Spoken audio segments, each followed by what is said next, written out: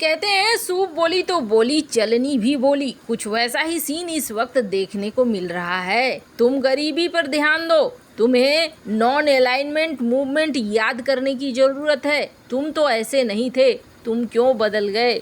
ये सारी बातें कौन कह रहा है? ये बातें चाइना कह रहा है। अचानक से चाइना बड़ा नाराज हो गया है। भारत ने ऐसा क्या कर दिया है? हिंद महासागर क्षेत्र में तो किया ही किया, साउथ चाइना सी में भी कर दिया है, जिसे देखकर भड़क उठा है चाइना। जानना जरूरी है क्योंकि मन की बात निकल कर आई है चाइना की, एकदम खुल्लम खुल्ला वाला भड़ास। जानेंगे जियोपॉलिटिक्स में क्या कुछ चल रहा है। आइए जानते हैं इन खबरों को विस्तार से। हिंदुस्तान टाइम्स में एक आर्टिकल छपा और इस आर्टिकल में लिखा गया कि भारत हिंद महासागर क्षेत्र में अपने बड़े रोल को देख रहा है ताकि चाइना को काउंटर किया जा सके। ये आर्टिकल क्या छपा, ऐसा लगता है जैसे उधर लोग बैठे पड़े हैं सबके आर्टिकल और वीडियो चेक करने के लिए। इस आर्टिकल के बाद चाइना ने इस आर्टिकल के रिस्पॉन्स में एक आर्टिकल छापा। वैसे आप समझ लीजिए ये जो आर्टिकल छपा है ये ओवर टाइम्स में छपा है और इसका मालिक सीसीपी है, यानी कि जिनपिंग है। जो सरकार कहना चाहती है वो इसी के माध्यम से कहती है। ये बोल रहा है मतलब सरकार बोल रही है। और जो लिखने वाला आर्टिकल आदमी है वो इन सारे मामलों का एक्सपर्ट है, ये भी समझ सकते हैं आप। अब ग्लोबल टाइम्स में इस छपी आर्टिकल के अनुसार चाइना को क्या क्या समस्याएं आ रही हैं। चाइना भारत के ऊपर एक तरीके से भड़का पड़ा है और भड़क कर भारत को याद दिला रहा है कि तुम तो एक गुटनिरपेक्ष देश हुआ करते थे, तुमने अपनी नीति क्यों बदल ली है? तुम एकदम साफ साफ दिख रहे हो अमेरिका के पक्ष में खड़े होते जा रहे हो। हिंद महासागर क्षेत्र में तुम ऐसा क्यों कर रहे हो? ये तो तुम्हारे मीडिया भी बता रहे हैं कि तुम चाइना को काउंटर करने के लिए हिंद महासागर क्षेत्र में एक बड़ा रोल देखना चाह रहे हो। यानी हिंद महासागर क्षेत्र में चाइना कितना महत्वपूर्ण है समझ लो कि भारत उसे काउंटर करने के लिए ये सब कुछ कर रहा है। अच्छा, तो भारत हिंद महासागर क्षेत्र में चाइना को काउंटर करने के लिए कर रहा है, तो तुम क्या कर रहे हो? स्क्रीन पर एक आर्टिकल देख सकते हैं। ग्वादर में कहा जा रहा है कि चाइना मिलिट्री बेस बना सकता है। श्रीलंका में कहा जा रहा है कि मिलिट्री बेस बना सकता है। तो यहाँ कौन सी दुकान खुल रही है? ये वाली दुकान कौन सा काम करेगी?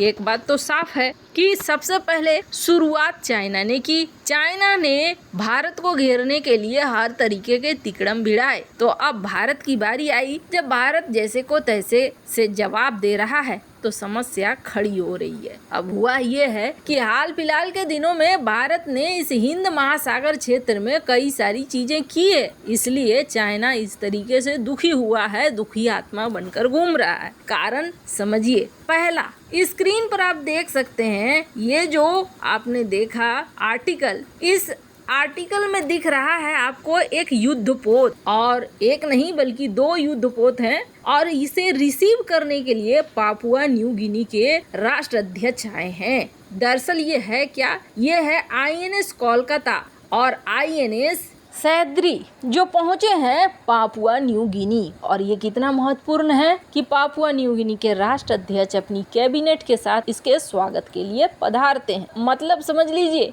न्यू पापुआ गिनी थोड़ा मानचित्र में देखिए कहाँ पे है। मैप में देखने से समझ में आता है कौन कितना नजदीक और कितना दूर है। यहाँ के बाद कहानी आगे बढ़ती है और पहुँच जाता है भारत वियतनाम में। और वियतनाम में एक युद्धपोत जो कि एक्टिव ड्यूटी मिसाइल वाले युद्धपोत हैं, एकदम तैयार हैं युद्ध में उतरने के लिए। आईएनएस किरपान ये वियतनाम को गिफ्ट करता है। भारत ने इसे वियतनाम को गिफ्ट किया। अब इसका अंदाजा चाइना अपने मन में बिठाकर कुछ भी लगा सकता है।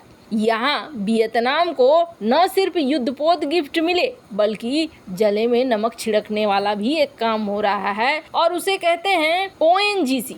ओएनजीसी ने वियतनाम के साथ कथित तौर पर एक एग्रीमेंट साइन करने की बात चल रही है कि दक्षिण चीन सागर के कुछ इलाकों में तेल और गैस पाने की संभावना है, तो वहां ओएनजीसी साथ मिलकर तेल निकालने का काम कर सकता है। मन में सवाल आएगा, अच्छा ओएनजीसी का तो काम ही यही है, इसमें कौन सी बड़ी बात है? तेल निकालने वाली गैस निकालने वाली कंपनी है तो यही ना करेगी। बिल्कुल, लेकिन दक्षिण चीन सागर को तो चाइना अपना कहता है, वहाँ अगर कोई तीसरा चौथा पांचवा आ जाए तो चाइना के लिए तो बहुत बड़ी समस्या है। खैर, जहाँ यहाँ तक कहानी खत्म नहीं हुई है, फिर आगे बढ़ा भारत। अब आ जाइए यहाँ पे फिलीपींस के साथ भारत का समझौता होता है $374 मिलियन का, और ये है ब्रह्मोस। भारत फिलीपींस को ब्रह्मोस दे रहा है और ब्रह्मोस से ताकतवर हो रहा है फिलीपींस। हाल फिलहाल में हमने देखा भी कि हाल में जो डिस्प्यूट हो रहे हैं